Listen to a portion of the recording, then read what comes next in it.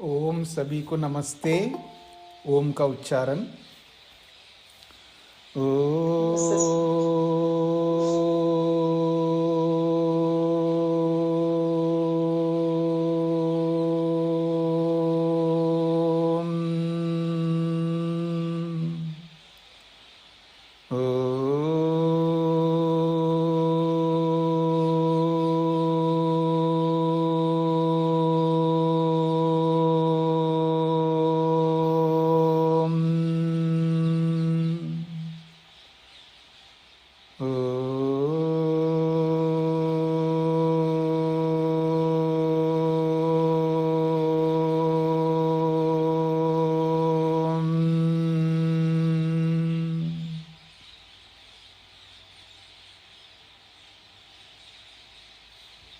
वेदांत दर्शन के द्वितीय अध्याय के द्वितीय पाद के 15वें सूत्र तक हमने विचार किया है। 15वें सूत्र में यह बात कही है, यदि जगत के मूल कारण को रूप वाली मानते हैं, रूप वाली प्रकृति है ऐसा मानते हैं, तो दोष आएगा। क्योंकि संसार में जो जो रूप वाली वस्तु होती है वह वस्तु अनित्य होती है। तो आपका जो जगत का मूल उपादान कारण वो भी अनित्य सिद्ध हो जाएगा। यदि उसको बिना रूप वाली मानते हो तो फिर ये जगत रूप वाली कैसे हो पाएगी? क्योंकि कारण में जो गुण नहीं होता है वो कार्य में कैसे आ गई? यदि आपने मूल कारण को बिना रूप वाली मानी तो दोनों पक्षों में उसका निषेध कर दिया है 15वें सूत्र में। अब 16वें सूत्र में अब वो क्या कह सकता है? वो ये कहेगा कि दोनों मान लो, उसको रूप वाले भी मान लो और बिना रूप वाले भी मान लो। ये बात कहेगा उभयथा च। उभयथा, उभयथा का मतलब दोनों प्रकार से, रूप वाली भी है वो और बिना रूप वाली भी है। ऐसा माने तो क्या आपत्ति आएगी? तो आपत्ति आएगी दोषात, दोष आएगा। आप रूप वाली भी और बिना रूप वाली दोनों मान लो तो भी दोष आएगा। ये इसका अभिप्राय है। कहते हैं उभय धर्मत्वं च परमाणुषु दोषात हेतु न सम्यक। वो कहते हैं उभय धर्मत्वम, आप मूल प्रकृति में दोनों धर्मों को स्वीकार कर लो। उभय धर्मत्वम, दोनों धर्मों वाला कारण मान लो। तो कहते हैं दोषात, दोष आ जाएगा। तो इस दोष के आने के हेतु से, इस दोष रूपी कारण के होने से न सम्यक, दोनों नहीं मान सकते आप। क्यों नहीं मान सकते जी? क्या दोष आएगा? तो कहते तेषाम जड़त्वात्, आप चाहे रूप वाले मानो जी, बिना रूप वाले मानो, दोनों ही मान लो तो भी दोष आएगा। क्या? जड़ होने से मूल कारण स्वतः स्वयं संसार को नहीं बना सकता, ये दोष आएगा। इसलिए कहे तेषाम जड़त्वात्, उन मूल कारणों के जड़ होने से कुतः संगति स्यात्, फिर संगति कैसे लगाओगे जी? कैसे वो जगत बनाएगा वो मूल कारण बिना परमात्मा के, बिना निमित्त कारण के? यतः ते रूपादि मंत अपि व्यज्येरन, जिससे आप उसको रूपादि वाली मान करके उसको प्रकट होता है कह रहे हैं, वो कैसे प्रकट होगा वो जगत के रूप में? क्योंकि वो तो जड़ है। बिना रूप वाली मानो या रूप वाली मानो अथवा दोनों मान लो तो भी कथम व्यंजेत, कुतः व्यज्येरन, वो कैसे प्रकट हो जाएगा संसार के रूप में? अपने आप कोई जड़ वस्तु नहीं प्रकट होती है। यही दोष आएगा। सबसे बड़ा दोष है जड़ होने से अपने आप नहीं बना सकती कोई भी वस्तु। इसलिए कह रहे हैं एवं स्वतंत्र परमाणु कारणवादे अपि, आप स्वतंत्र रूप से परमाणु को जगत का कारण मान लेंगे, ऐसे वाद को मानने पर भी जगत रचना अनुपत्ति दोषः तिष्ठति एव, जगत की उत्पत्ति न होने का दोष तो बना ही रहेगा, क्योंकि कोई भी मूल कारण उसको किसी भी रूपों से मान लो, बिना रूप वाला या रूप वाला या तो दोनों रूपों वाला या और 2 4 5 आपको समझ में आता है वो भी लगा लो, कितने ही लगा लो, वो अपने आप नहीं बना सकती कोई भी वस्तु, क्योंकि जड़ होने से।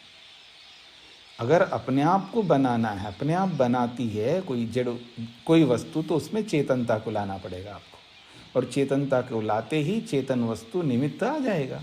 हम यही तो कहना चाह रहे हैं, अगर कोई भी वस्तु बनती है उसके लिए चेतन वस्तु की आवश्यकता होगी, उसके बिना कोई भी वस्तु अपने आप नहीं बन सकती, क्योंकि जड़ होने से। ये हमारा मजबूत हेतु कारण है। इसलिए न युक्तः, आपका ये कथन अनुचित है। सूत्रार्थ लिखिएगा। कारण प्रकृति को रूप वाली और बिना रूप वाली, कारण प्रकृति को रूप वाली और बिना रूप वाली, कारण प्रकृति को रूप वाली और बिना रूप वाली दोनों धर्मों को मानने पर भी, कारण प्रकृति को रूप वाली और बिना रूप वाली दोनों धर्मों को मानने पर भी, दोनों धर्मों को मानने पर भी जड़ होने से, दोनों धर्मों को मानने पर भी जड़ होने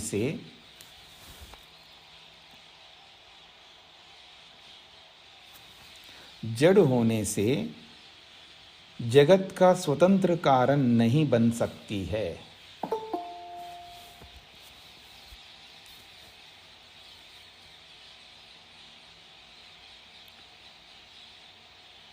जगत का स्वतंत्र कारण नहीं बन सकती है। पहले मैंने छोटे छोटे स्वेटर बनाए, 70 के बेचे, लो भाइयों ने लिए नहीं, 60 के मांगे।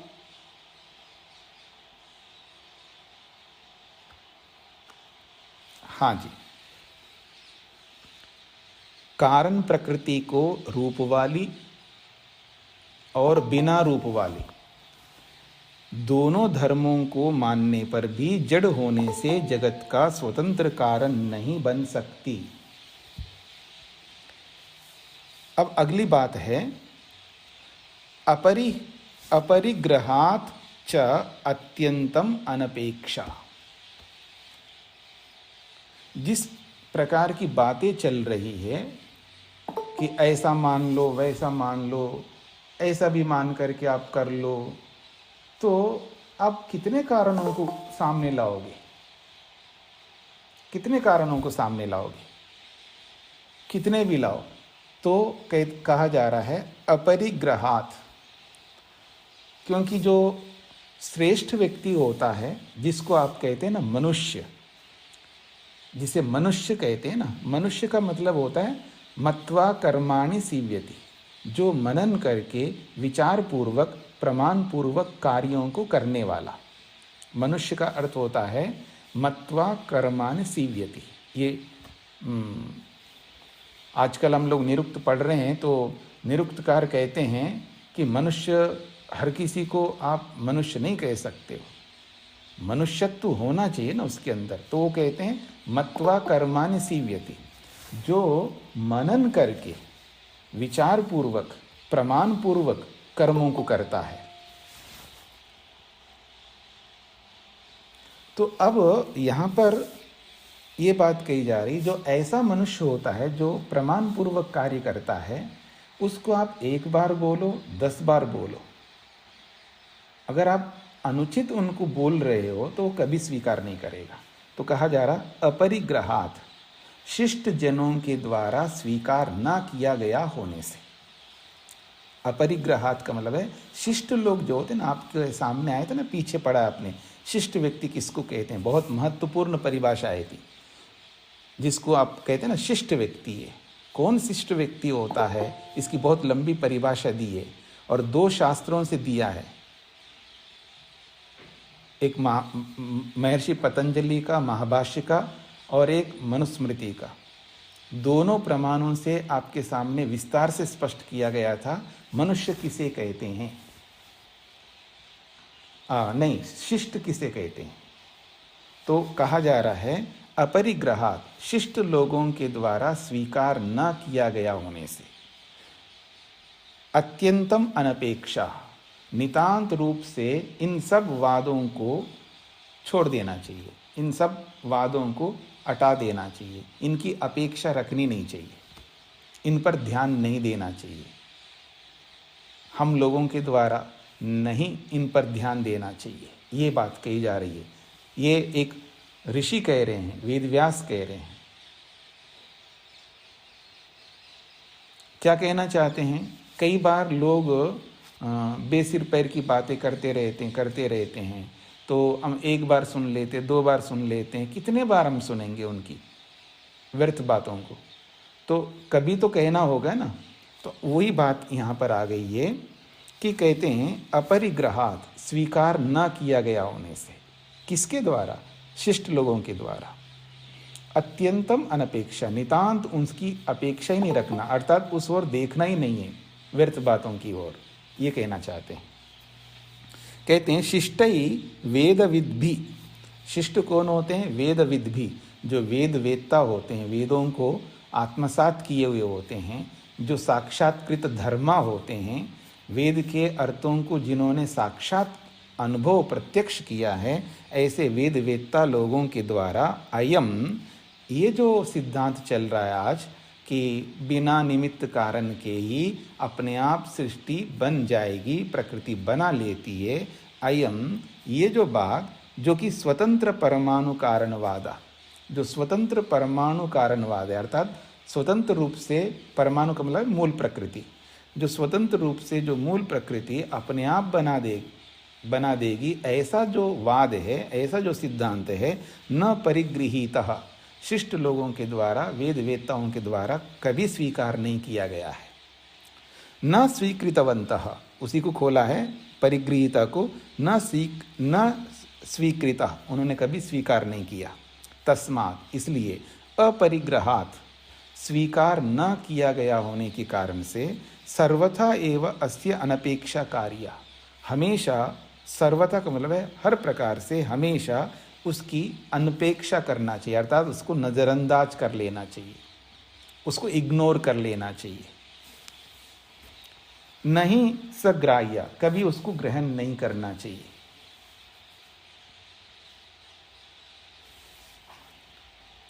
अनादरणीय इत्यर्थ, अथवा ऐसा भी कह सकते वो आदरणीय नहीं है, अनादरणीय है। जो अनादरणीय होता है उनको हम उपेक्षा कर लेते, उसको नजरअंदाज कर लेते। सूत्रार्थ, शिष्ट जनों के कारण, शिष्ट जनों के कारण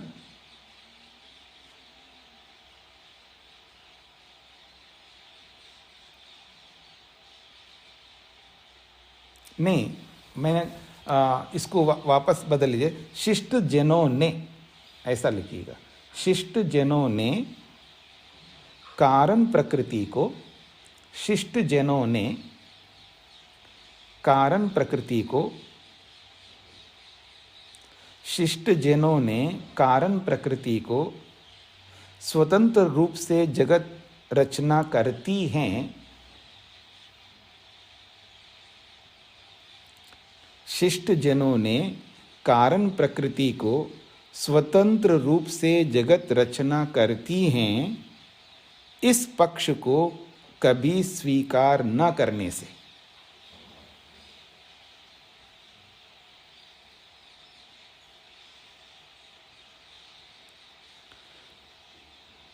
स्वतंत्र रूप से जगत रचना करती हैं, इस पक्ष को कभी स्वीकार न करने से,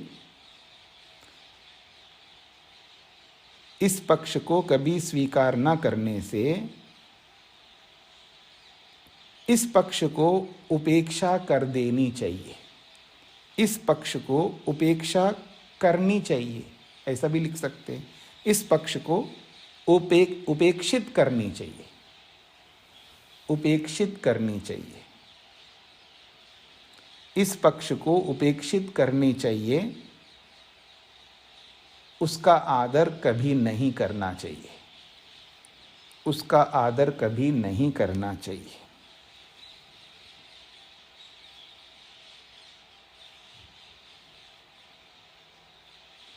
उसका आदर कभी नहीं करना चाहिए।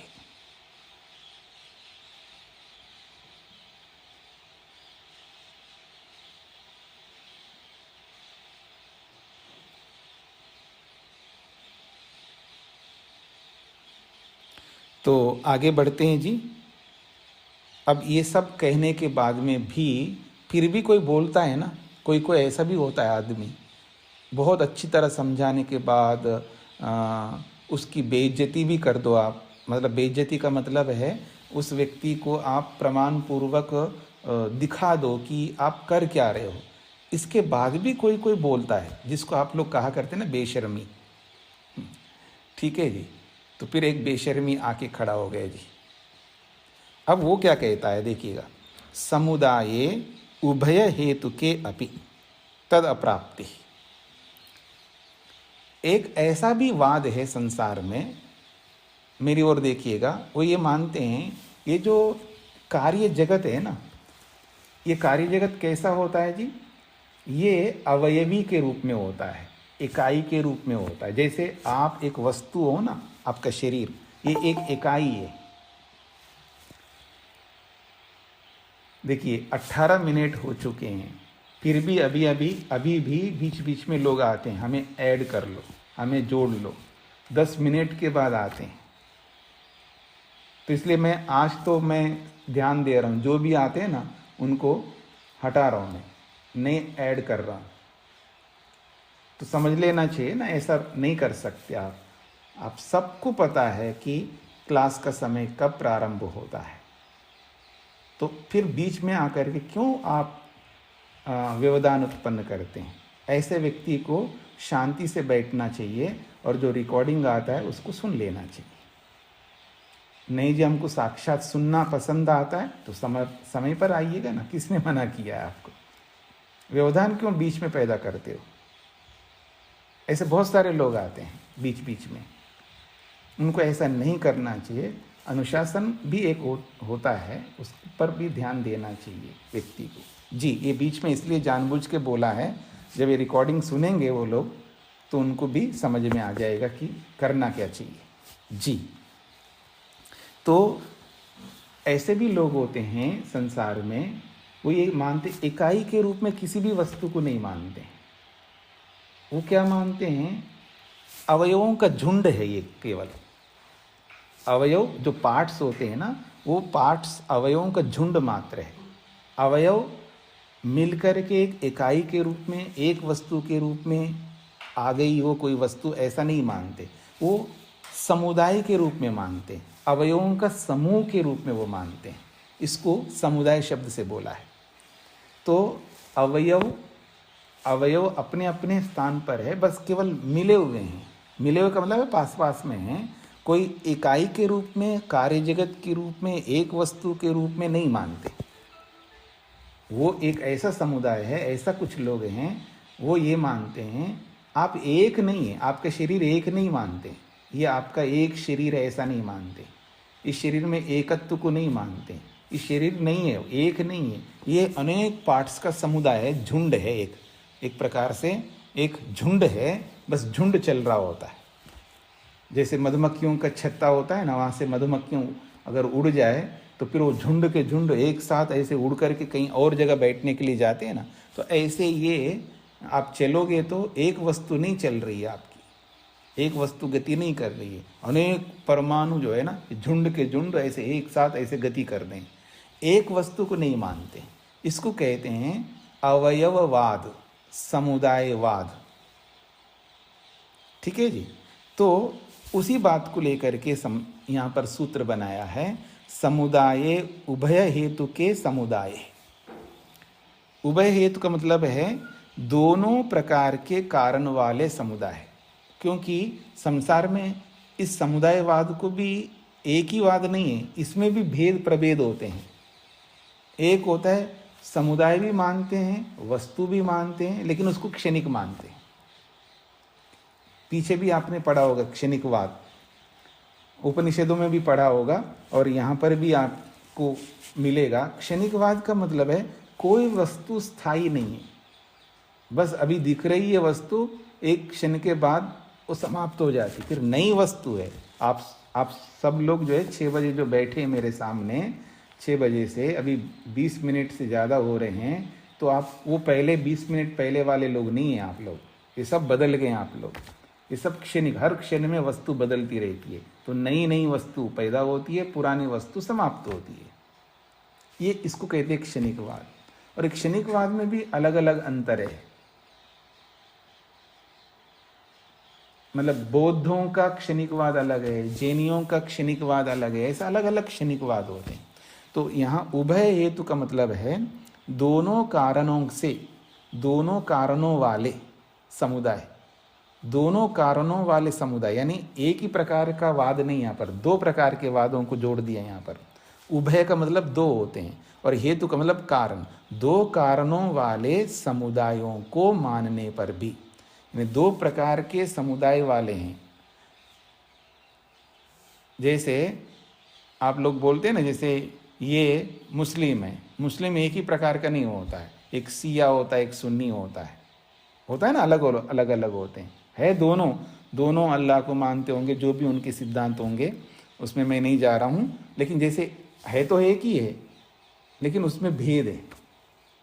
जैसे सिख लोग हैं, उसमें भी कई अलग अलग है, कोई किसी जगह जाते हैं, किसी उनका अलग गुरुद्वारा होता है, किसी का अलग ऐसा होता है, उसमें भी ऐसा होता है। तो ऐसे क्षणिकवाद में भी 2 प्रकार के मत है, थोड़ा भेद है, तो उसको कहते हैं उभय हेतु के समुदाय।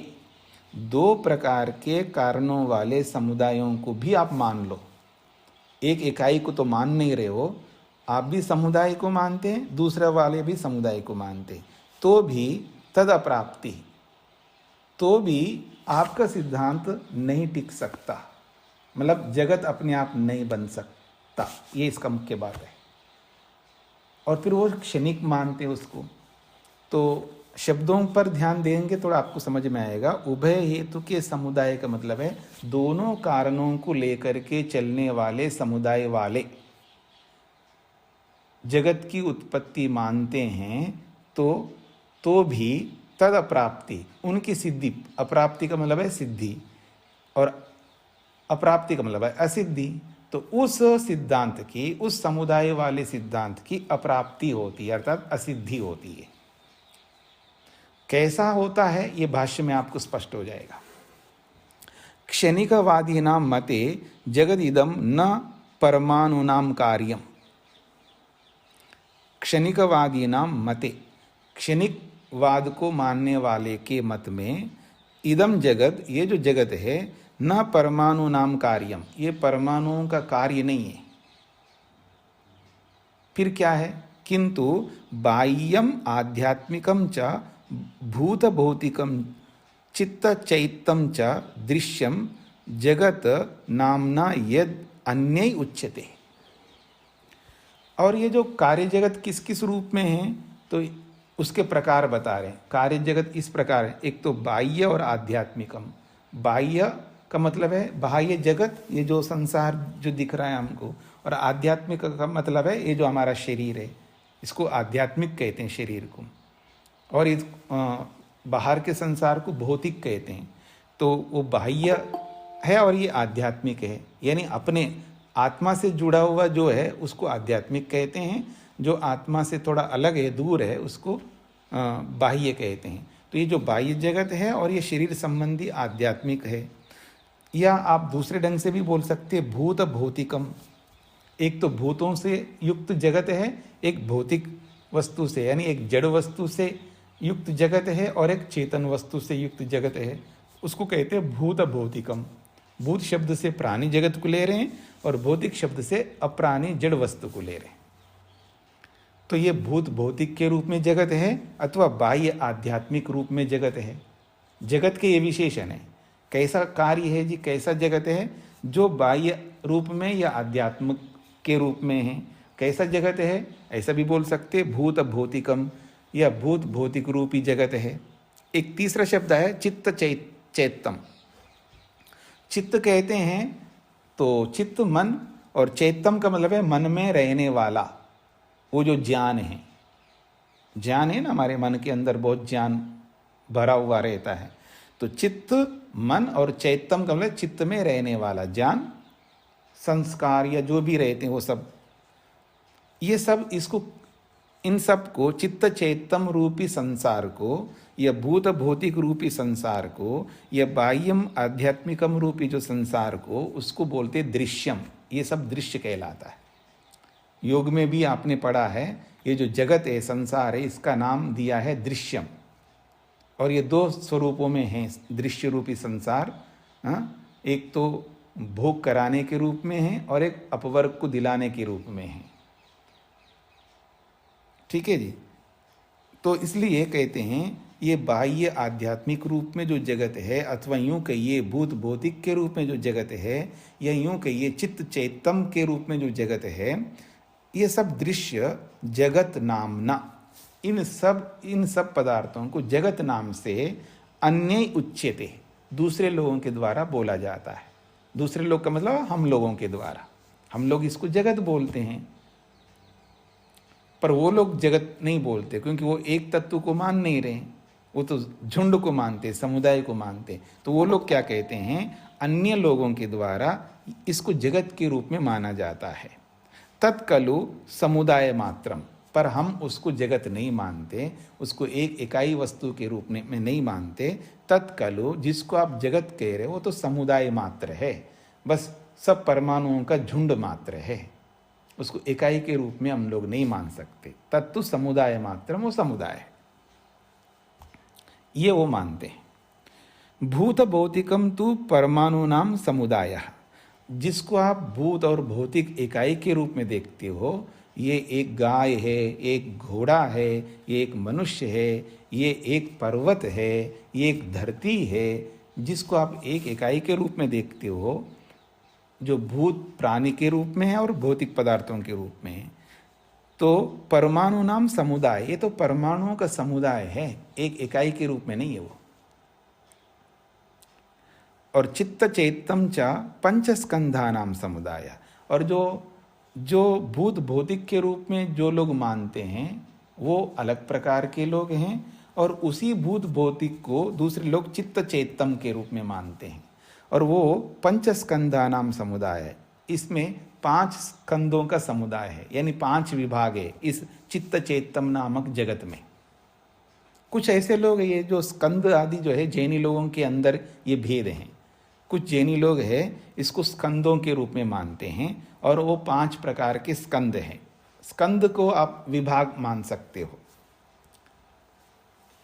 तो वो 5 स्कंधों के रूप में ये जो चित्त चैतम रूपी जो संसार है, ये वास्तव में 5 स्कंदों का समुदाय है, एक इकाई के रूप में नहीं है, ऐसा वो मानते हैं।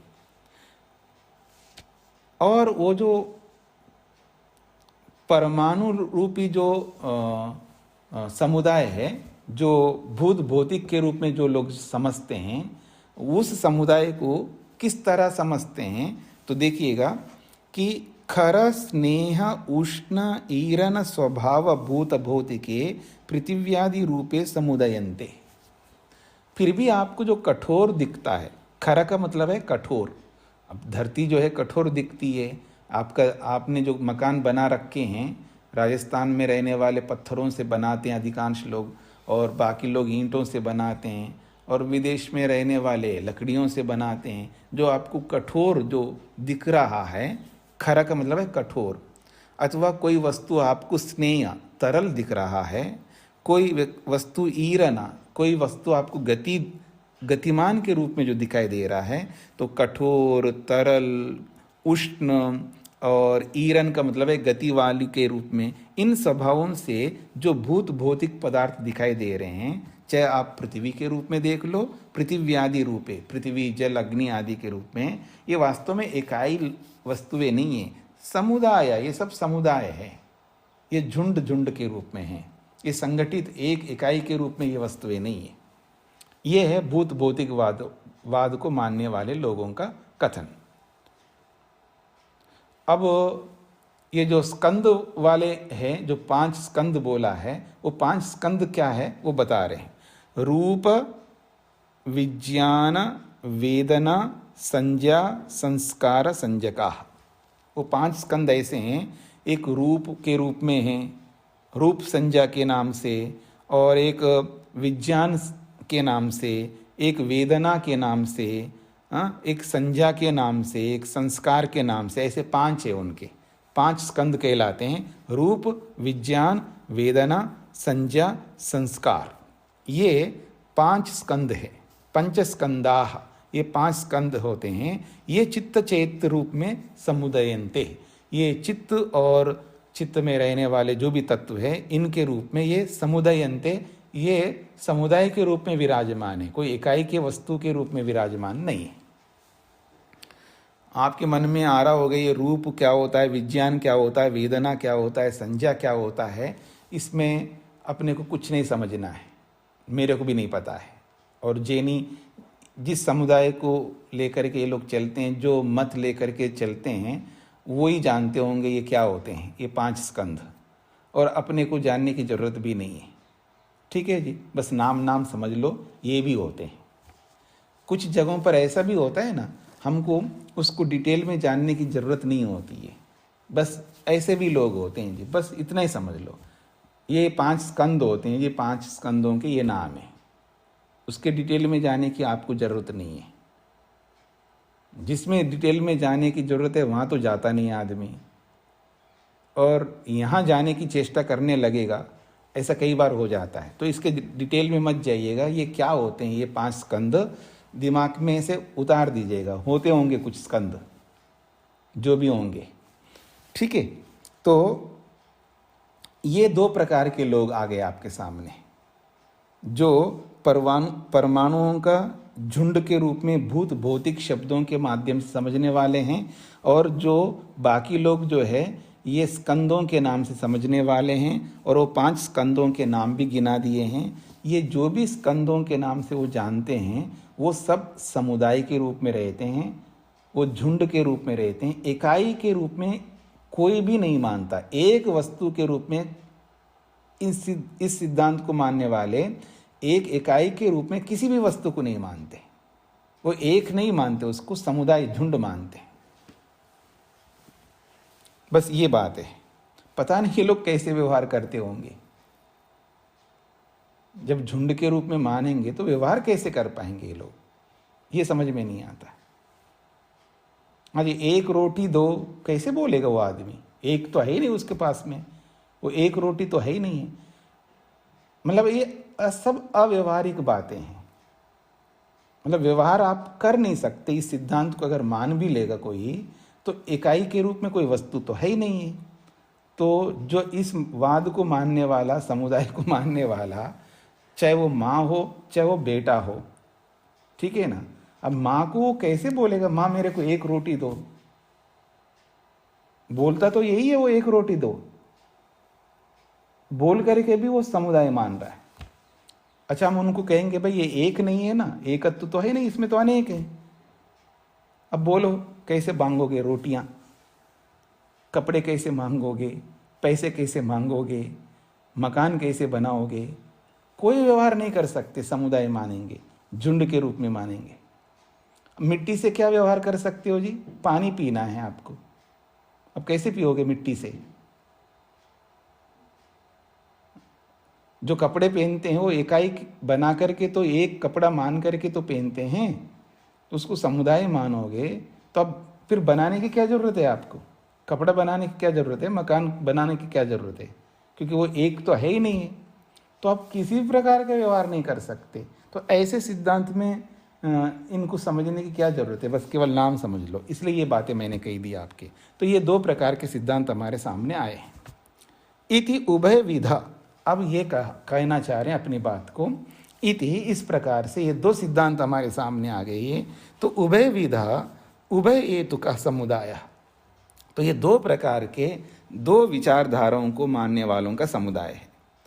अन्य जगत अभिधीयते, हम लोगों के द्वारा तो इसको जगत के रूप में, इकाई के रूप में मानते हैं। सो अयम तेषाम अभिप्रेतः उभयहेतुकः, तो कहते हैं सो अयम, वो यह, इस प्रकार से ये जो जिस जगत को लेकर के ये लोग कह रहे हैं, तेषाम अभिप्रेतः, ऐसे लोगों का ये सिद्धांत है, उनका ये अभिप्रेत है, अर्थात उनका ऐसा मत है जो समुदाय के रूप में मानते हैं। उभय हेतु का समुदाय, और दोनों कारणों से युक्त वो समुदाय है, दोनों कारणों वाला वो समुदाय है। एक कारण है भूत भौतिक के रूप में, और दूसरा कारण है अपना पंच स्कंद के रूप में। तो उभय हेतु का मतलब दोनों कारणों वाला समुदाय। एक कारण है भूत भौतिक के रूप में, दूसरा कारण है पंचस्कंद के रूप में। तो ऐसे दोनों कारणों वाला ये जो समुदाय है, ये अनपेक्षणीय, अनादरणीय, इनका आदर मत करो, व्यर्थ ये वाद हैं, व्यर्थ समुदाय वाले लोग हैं ये, इनको अनपेक्षणीय, इनकी उपेक्षा कर लो, न आदरणीय, इनका आदर मत करो। क्यों? तद अप्राप्ति तस्य समुदायस्य असिद्धि ही भवति। तस्य समुदायस्य, ऐसे समुदाय को मानने वालों की सिद्धि नहीं होती है, अर्थात वो लोग कुछ कर नहीं पाएंगे, न जीवन में उनकी कोई सिद्धि होगी ऐसा मानने पर, न जगत की सिद्धि होगी कि जगत कार्य रूप में आ गया है या एक जगत है, ऐसी कोई सिद्धि नहीं होगी, अर्थात व्यवहार भी नहीं हो सकता ऐसे सिद्धांत को मानने पर, इसलिए अनादरणीय है ये। क्षणिकवादे समुदायस्य स्वरूपम न अवतिष्ठते। जब आप क्षणिकवाद को मानते हो तो समुदाय कहाँ से आ गया आपके पास में? जब सब कुछ क्षणिकवाद है तो समुदाय तो बन ही नहीं सकता आपके पक्ष में। फिर ये समुदाय को लेकर के क्यों बवाल मचा रहे हो यहाँ पर? क्यों बवंडर मचा रहे हो कि हम समुदाय को मानते, इकाई को नहीं मानते? आपके पक्ष में न तो इकाई होगी न समुदाय होगा। क्यों आप क्षणिकवाद को मानते हैं? तो ये कहना चाह रहे हैं, क्षणिकवादी समुदाय से स्वरूपम न अवतिष्ठते। क्षणिकवाद को मानने वाले के पक्ष में समुदाय का स्वरूप ही नहीं बन सकता। क्यों नहीं बन सकता? समुदाय कब हो सकता है? समुदायो ही पूर्व अपरियम अपेक्षते, पूर्वापरियम अपेक्षति, अपेक्षा भवति। समुदायो ही पूर्वापरियम अपेक्षा भवति। समुदाय वहीं बनता है जहाँ पूर्व और परता हो, यानी एक वस्तु है फिर दूसरी वस्तु है। अब दोनों को जोड़ेंगे तो कोई पहले से होगी, एक बाद में आकर के जुड़ जाएगी, ठीक है? अथवा दोनों अपने अपने स्थान पे है और आकर के जुड़ रहे हैं। तो ये जो समुदाय बनता है तो एक के साथ दूसरे का जुड़ना होगा। तो जो भी पहले लाओगे उसके बाद में दूसरा लाओगे तो एक पहले रहने वाला है, एक बाद में रहने वाला है। दो अवयव है तो एक पहला होगा, एक बाद में होगा। फिर उसके बाद तीसरे को जोड़ो तो और उसका बाद होता जाएगा। तो पूर्व परता, जैसे दो व्यक्ति है तो एक पहले चल रहा है, एक उसके पीछे चल रहा है। साथ साथ भी चलाओ आप तो एक बगल, एक दाएं ओर है, एक बाएं ओर है, तो कोई तो आप बनाओगे ना। तो कहते हैं ये जो पूर्व परता है ये समुदाय में पूर्व परता होती है, और क्षणिकवाद में पूर्व परता की सिद्धि हो नहीं सकती है। कहते क्षणिकवाद है समुदाय स्वरूपम नावतिष्ठते, पहली बात। और समुदाय क्यों नहीं बन सकता? क्योंकि समुदाय में पूर्व परता होती है। यदा ही पूर्व परमाणु स्कंदो व क्षणिकः अथ च उत्तरस्य परमाणु स्कंदो व क्षणिकः। क्षणिकवाद में क्या स्थिति आती है? पहले क्षणिकवाद के सिद्धांत को समझ लीजिएगा। क्षणिकवाद का सिद्धांत ये होता है कि जिस क्षण में जो वस्तु हमको दिखाई दे रही है अगले क्षण में वो नहीं रहेगी, इसी का नाम क्षणिकवाद है। एक क्षण तक ही रहने वाली वस्तु को क्षणिक वस्तु कहते हैं। तो जिस क्षण में जिस वस्तु को हम देख रहे हैं अगला क्षण जब आएगा तो अगले क्षण में वो वस्तु नहीं रहेगी, फिर नई वस्तु आएगी वहां पर। ये क्षणिकवाद का मतलब है। तो पहले क्षण में रहने वाली वस्तु बाद वाले क्षण में आने वाली वस्तु के साथ तो रह नहीं सकती। जब रह ही नहीं सकती तो समुदाय कैसे बनेगा आपका? इस बात को समझना है हमको। तो यही कहना चाह रहे हैं यहाँ पर, जो यदा ही पूर्व परमाणु, जो पूर्व वाला परमाणु है, एक तो उसको परमाणु मानता है और दूसरा जो पक्ष वाला है वो उसको स्कंद मानता है। 5 स्कंदों को माना है ना, तो इसलिए दोनों की बातों को रखते हुए बोला जा रहा है। तो जब पूर्व वाला परमाणु अथवा आपके स्कंद के रूप में देखो तो परमाणु हो या स्कंद हो, क्षणिका, वो परमाणु क्षणिक है, वो स्कंद भी क्षणिक है। अथच उत्तरश्च परमाणु, जो बाद में आने वाला परमाणु है, यह बाद में आने वाला जो स्कंद है वो भी क्षणिक है। पहले वाला भी क्षणिक है, बाद में आने वाला भी क्षणिक है। तर्री, ऐसी स्थिति में कोई कस्मिन खलु संगच्छेता, कौन किसके साथ मिलेगा जी? जब पहले वाला परमाणु भी क्षणिक है, बाद वाला भी परमाणु क्षणिक है, तो कौन किसके साथ जुड़ेगा? जुड़ने वाले वही होते हैं ना जो स्थायी रहेंगे, स्थिर रहेंगे, क्षण भर में समाप्त ना होने वाले रहेंगे, तभी तो जुड़ेंगे ना। और आप मानते हो क्षणिकवाद को मानते हो, फिर समुदाय भी मान रहे हो। भाई समुदाय तो कैसे बनेगा? कैसे नहीं बन सकता? वो बात यहां पर लिखी है कि जिस परमाणु को दूसरे परमाणु के साथ जुड़ना है, तो दूसरा परमाणु तो अभी आए नहीं ना। जिस क्षण में वो परमाणु है उसी क्षण में दूसरा परमाणु नहीं है। अब जो परमाणु है वो मर गया, तो अब दूसरा परमाणु आ गया, तो जब दूसरा है तो पहले वाला तो समाप्त हो गया। अब अगले क्षण में ये दूसरा वाला भी समाप्त हो जाएगा, फिर तीसरा वाला परमाणु पैदा हो गया। तो भी आप जोड़ोगे कैसे? किसको किसके साथ जोड़ना चाहते हो? दोनों क्षणिक है, ये कहना चाह रहे हैं यहां पर। एकस्मिन क्षणे पूर्वोत्तरयो अनवस्थानात्, एक ही क्षण में पूर्व और उत्तर नहीं हो सकते। पहले वाला भी और बाद वाला भी, ये एक क्षण में नहीं हो सकते। एक क्षण में एक ही वस्तु होगी, तो एक ही परमाणु एक क्षण में होगी। वो परमाणु अगर उस क्षण में है तो अगले क्षण में नहीं रहेगा, अगले क्षण में नया परमाणु आ गया। इसलिए इसमें पूर्व और उत्तर, पहला और बाद में, ये बात नहीं आ सकती है। तत्र नास्ति संगति अवसरा, इसलिए परमाणुओं की संगति, परमाणुओं का समुदाय, परमाणुओं का समूह ये बन ही नहीं सकता।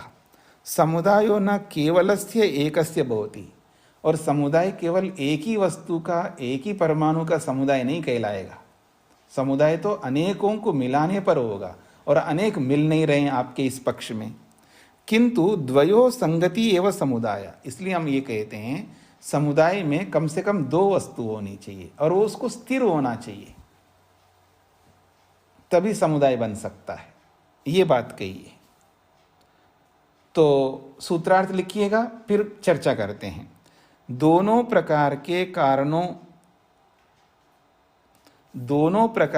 कारणों वाले समुदाय में भी, दोनों प्रकार के कारणों वाले समुदायों में भी, क्या है ये? समझ नहीं आ रहा, कट या? हाँ जी, तो बाकियों को भी कटती हुई आवाज आ रही है क्या? नहीं आ रही है। तो माता जी आपका इंटरनेट स्लो होगा, इसलिए आपको कट करके आ रही होगी, बाकियों को नहीं आ रही है। तो आप रिकॉर्डिंग को सुन लेंगे फिर। तो कहा जा रहा है दोनों प्रकार के कारणों वाले समुदाय में भी,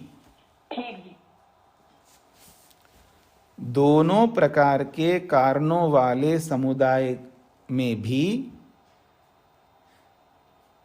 समुदाय की सिद्धि नहीं होती है। दोनों प्रकार के कारणों वाले समुदाय में भी समुदाय की ही सिद्धि नहीं होती है। ऐसा भी आप लिख सकते, समुदाय की ही सिद्धि नहीं होती है। दोनों प्रकार के कारणों वाले समुदाय में समुदाय की ही सिद्धि नहीं होती है, तो आगे बात कैसे बढ़ेगी? ये इसका अभिप्राय होगा। तो सूत्रार्थ तो पूरा हो गया, इतना ही है इस सूत्र का अर्थ। अब आप में से कोई पूछ सकते हैं जिनको समझ में नहीं आ रहा हो ये बात। वैसे तो इसमें कोई पूछने वाली बात नहीं है, फिर भी आपको कोई बात समझ में नहीं आ रही तो पूछ सकते हो। इस सूत्र का और इस भाष्य का एकमात्र अभिप्राय है कि क्षणिकवाद में समुदाय नहीं बन सकता। पहले आपको क्षणिकवाद क्या होता है ये समझना होगा। क्षणिकवाद का मतलब होता है हर कोई वस्तु जिसको भी हम देख रहे हैं वो क्षण भर के लिए ही रह सकती है, अगले क्षण में वो समाप्त रहेगा, समाप्त हो गया होगा। फिर अगले क्षण में नई वस्तु पैदा होती है, वो ये ऐसा मानते क्षणिकवाद वाले। कैसे पैदा होते जी, ये सब इसमें बुद्धि मत लगाइए, उनके सिद्धांत को उनके सिद्धांत के रूप में समझ लीजिएगा। उनका सिद्धांत ये है कि हर वस्तु क्षण भर के लिए ही रह सकती है, अगले क्षण में वो वस्तु नहीं रहती है, अगले क्षण में नई वस्तु पैदा होती है, ऐसा वो मानते हैं। कैसे पैदा होती है वो एक अलग बात है, और वही जानेंगे, वही पक्ष वाले जानेंगे। पर वो ये मानते हैं हर कोई वस्तु एक क्षण भर के लिए रहती है, अगले क्षण में वो समाप्त होती है, वो नई वस्तु को उत्पन्न करके समाप्त हो जाती है, ऐसा उनका कथन है। जो ये वर्तमान का जो हमारा शरीर है ये एक क्षण में रहा, अब ये मरते हुए अपने अगले शरीर को पैदा करेगी और मर जाएगी। फिर अगला शरीर आ गया, फिर वो भी क्षण भर रहेगा और वो अगले को पैदा करती हुई समाप्त हो जाती है, ऐसा वो मानते हैं। अजीब सिद्धांत है उनका। तो ऐसी स्थिति में कोई भी परमाणु क्षणिक रहेगा तो अब अगले क्षण में तो समाप्त हो जाएगा परमाणु, तो अब दूसरे परमाणु के साथ वो कैसे जुड़ेगा। देखिए मैं आपके सामने दो परमाणु रखते हैं, मान लीजिए दो परमाणु है हमारे सामने, चलिए तीन मान लीजिएगा, सत्व के रूप में, रज के रूप में और तम के रूप में तीन परमाणु है। अब तीनों को मिलाना है, मिलेंगे कैसे जी, क्योंकि तीनों क्षणिक है, एक क्षण के बाद समाप्त हो जाएंगे, तो तीनों समाप्त हो जाएंगे ना, जितने भी परमाणु रहेंगे। फिर वो जितने समाप्त होंगे उतने नए पैदा हो गए, फिर वो भी एक क्षण के बाद फिर समाप्त हो जाएंगे, फिर अगले क्षण में फिर नया पैदा हो जाएंगे। अब जोड़ोगे कैसे एक दूसरे के साथ, ये बात पकड़ में आ रही है, ये जुड़ नहीं सकती हैं। जो क्षण भर तक रहने वाली चीजें हैं आगे अगले क्षण में आने वाली चीजों के साथ कैसे जोड़ेंगे, और बिना जोड़े समुदाय नहीं बन सकता।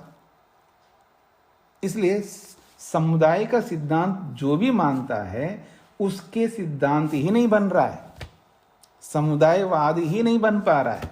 क्यों, हेतु क्या है उनका, क्षणिक होने से। तो क्षणिक होने से आपका समुदाय नहीं बन सकता, जब समुदाय नहीं बन सकता तो जगत भी नहीं बन सकता, जब जगत नहीं बन सकता है तो आपका ये जो कथन है इसको इकाई के रूप में नहीं मानना, इसको समुदाय के रूप में मान लो, ऐसा जो बोल रहे हो ये अनुचित सिद्धांत है, ये इसका अभिप्राय है। अब आपको पता नहीं कितना समझ में आ गया, जिसको भी आप पूछ सकते हैं जी। अब मेरे को जो बोलना था बोल दिया, अब आप में से जिसको जो पूछना है पूछिएगा।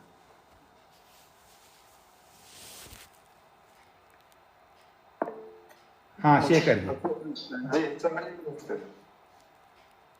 शेखर जी बोलिए। जी प्रणाम स्वामी जी। तो जब जैसे कहते हैं कि जैसे हम चलती हुई नदी को देखते हैं, नदी में हर क्षण मतलब दूसरा जो वर्तमान बोलते हैं जी जी, चलती हुई नदी को, तो उसमें वो क्षणिकवाद नहीं है क्या? नहीं मतलब कोई भी मतलब ना मैं ना आप, कोई भी वस्तु चेंज हो रही है हर समय। हाँ, तो ये जो जैसा आपने नदी का उदाहरण दिया है, आप एक बात बताइए, नदी में बहुत सारा पानी है ना, वो पहले से स्थिर है, ठीक है ना, पहले से स्थिर है पानी। जैसे मान लीजिएगा समुद्र है, या आपको मैं बोलता हूँ तालाब है, एक बहुत बड़ा तालाब है, और उस तालाब से पानी लाना है, जिसको हम कहते हैं ना केनाल बनाते हैं, तो केनाल में से पानी आ रहा है। अब वो तालाब में से आ रहा है पानी, तो पहले से इकट्ठा है, स्थिर है वहाँ पर पानी, उसी पानी में से पानी आ रहा है, एक एक बूंद आता जा रहा है, एक बूंद पिछले वाले बूंद के साथ जुड़ता हुआ जा रहा है। पहले वाला बूंद भी और पिछले वाला बूंद भी पहले से स्थिर हैं, वो समाप्त नहीं हो रहे हैं, वो बारी बारी से वो बूंद चलते जा रहे हैं। एक बूंद मानो, दो बूंद मानो, और जितने मोटा केनाल है वो सारे बूंद मिल करके एक साथ चल रहे हैं, ऐसा मान लीजिएगा।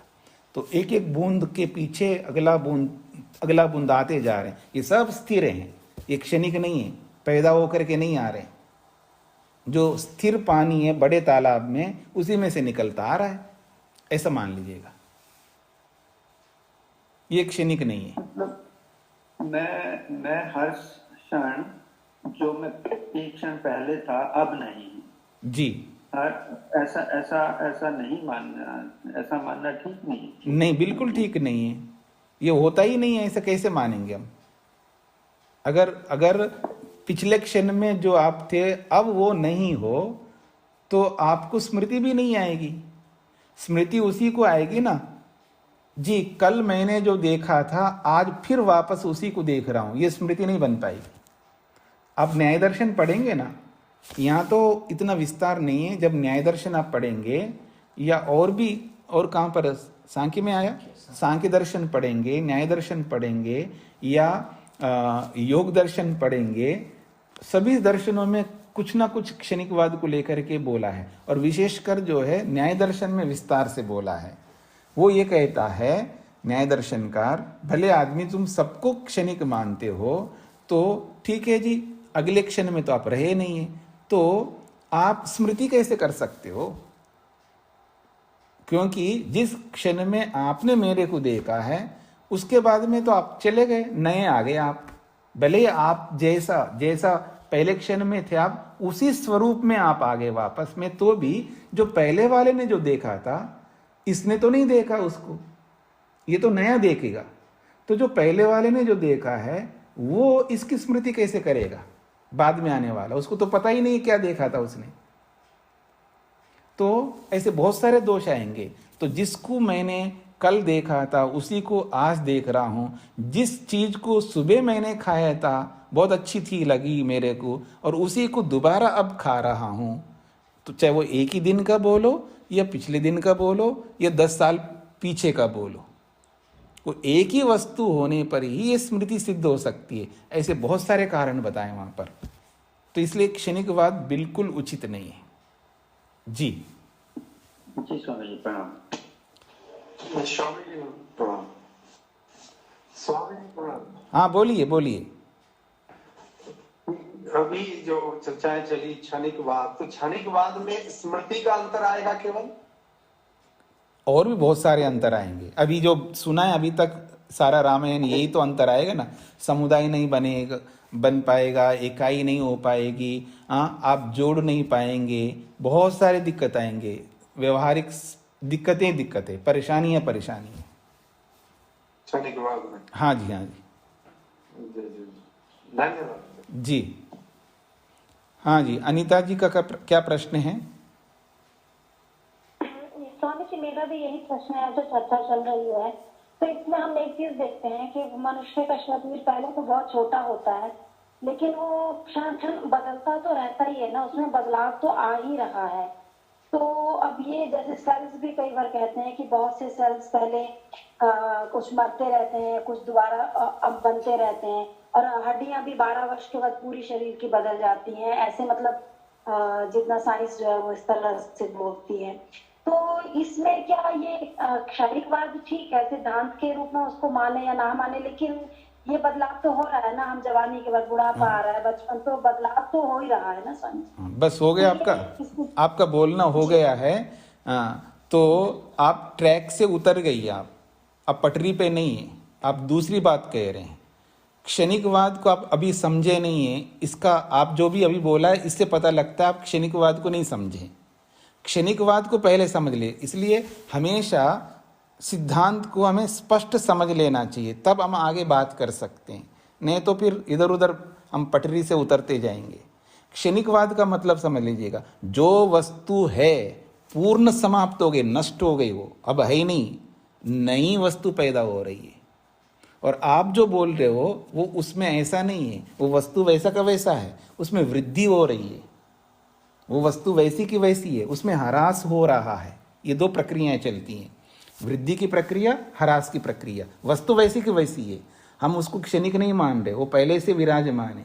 घड़ा बना करके तैयार है, वो क्षणिक नहीं है, पूर्ण रूप से घड़ा समाप्त हो गए, विनाश को प्राप्त हो गए, अब है ही नहीं वो, अब नई घड़ा हम देख रहे हैं, इसका नाम है क्षणिकवाद। और आप जो बोल रहे हो उसको ऐसा बोल रहे हो, घड़ा तो वैसा का वैसा ही है, लेकिन उसमें क्षीणता आ रही है, ह्रास हो रहा है, घट रहा है, पर वो तो स्थिर है, ये अलग सिद्धांत है। ऐसे वृद्धि का भी है, पहले छोटा सा बच्चा था, धीरे धीरे बढ़ते बढ़ते 6 फुट का हो गया, तो समाप्त थोड़ा हो गया, क्षणिक थोड़ा था, वो वैसा ही है। कुछ सेल्स जो है समाप्त हो रहे हैं, कुछ नए पैदा हो रहे हैं। ये हम अपने इस सिद्धांत में तो हम इस बात को मानते हैं, लेकिन इसमें ये क्षणिक नहीं है। ये क्षणिक का मतलब है पूरी वस्तु समाप्त, नई वस्तु आ गई है, वो है क्षणिकवाद। इसलिए आपके कथन इसमें घटित नहीं हो सकता। ठीक है अनीता जी, स्पष्ट हो गया? जी स्वामी जी। जी, और किसी का कोई प्रश्न है? अच्छी बात है, ऐसे वाद में क्या प्रश्न करना है। ठीक है, तो इसको यहीं पर विराम देते हैं। आगे तो और भी इसी तरह कुछ सूत्र आएंगे, थोड़ा कहीं कहीं आपको लगता है क्या ब्रह्म को समझने वाली बात चल रही है और इसमें ये क्या क्षणिकवाद आ गए हैं, लेकिन ये भी ब्रह्म के साथ जुड़ी हुई बातें हैं, क्योंकि जगत का निर्माण जो चल रहा है ना, तो ये ब्रह्म से जुड़ा हुआ ही ये विषय है, वो अलग नहीं है। हमको लग रहा है कभी कभी कुछ ऐसी बातें आती हैं तो हमको परेशानी कर देती है वो बातें, लेकिन हमें परेशान नहीं होना है। दुनिया में हर प्रकार के लोग होते हैं, घर में भी होते हैं, बाहर की तो क्या कथा, घर में भी होते हैं, हम सहन करते हैं उन लोगों को, क्या करेंगे, घर में ही रहना है हमको, वो भी रहेगा हम भी रहेंगे, चाहे वो बेटा हो, चाहे पति हो, चाहे पत्नी हो, चाहे जो कोई भी हो। कई बार कुछ विषयों में ऐसा हो जाता है, हमें सहन करना पड़ता है, उनको सुनना पड़ता है उनको। तो ऐसे ही ये वाद बीच में आएंगे, क्योंकि ये सृष्टि संरचना के साथ जुड़ी हुई बातें हैं, और जब सृष्टि संरचना के साथ जुड़ी हुई बात है तो साथ में भगवान जुड़ा हुआ है, निमित्त कारण जुड़ा हुआ है, इसको हम नज़रअंदाज नहीं कर सकते हैं। और इन सारी बातों को लेकर के चलेंगे तभी तो हमें ईश्वर स्पष्ट होगा। हमें ईश्वर इसलिए भी स्पष्ट नहीं होता है, हमारे जीवन में बहुत सारी बातें होती हैं, उन सब पर हम विचार नहीं करते हैं, इसलिए हम रह जाते हैं। जब सब पर विचार हो जाता है तो एकदम क्लियर स्पष्ट हो जाता है, एकदम विवेक हो जाता है, तो इसलिए वो फालतू की चीज़ों में नहीं पड़ता है। जिसमें अपने दिमाग को लगाना है, जिसमें एकाग्र होना है, उसी में होता है। आज हम एक में एकाग्र नहीं है, पता नहीं किस किस में एकाग्र हो रहे हैं, किस किस को अपना रहे हैं। जब वो चीज़ें समझ में आ जाएंगी तो उन सबको हटा देंगे हम लोग। इसलिए अलग अलग ढंग से इन बातों को रखा जाता है। खैर कोई बात नहीं, बीच बीच में ऐसा भी आएगा, आगे भी आएगा, तो इसको आप सहन कर सकते हैं, इसके अलावा और कोई उपाय नहीं है। ओम शांति शांति शांति। एक बात और भी समझ लीजिएगा, सभी के लिए बोल रहा हूँ। ठीक है, कभी कभी देरी होती है किसी को कि क्लास में समय पर नहीं आ पाता है, तो आप पहले से परमिशन लीजिएगा। जो आपको एडमिट करता है ना व्यक्ति, उससे आप परमिशन लीजिए, आज मेरे को देर हो गई जी, कृपा करके मेरे को बाद में आऊँगा या आऊँगी, आप मेरे को जोड़ लीजिएगा। आप अपना नाम लिख करके उनको मैसेज कर दीजिएगा, तो फिर शायद वो जोड़ लेंगे आपको। लेकिन इसको आपत्ति काल मान करके चलिए, रोज आपत्ति काल नहीं होता है, याद रखना। रोज रोज देर करना उचित नहीं है। किसको करना है जी? ये संबोधित किसको करना है? ये एक तो हमारे सामने एक सुभाष जी हैं जो इसको एडमिट करते हैं, और एक श्वेता जी हैं वो एडमिट करती है, उनको आपको बताना होगा। धन्यवाद। तो मुझे उनके नंबर कर दिए जाए प्लीज। अनेक बार कर दिया माता जी, दूसरों से पूछना, अब मैं नहीं बताऊंगा आपको, कई बार हो चुका है। आप जब ये कल आ जाएंगे आप इस क्लास में, तब आप पूछ लीजिएगा कि उनका नंबर, वो लोग खुद बताएंगे, अथवा आप में से बहुत सारे लोग जानते वो भी बता देंगे। स्वामी जी, शांति दर्शन की क्लास कब होगी? अभी हो गए जी, शिविर समाप्त होते शुरू हो जाएगा। शिविर समाप्त होते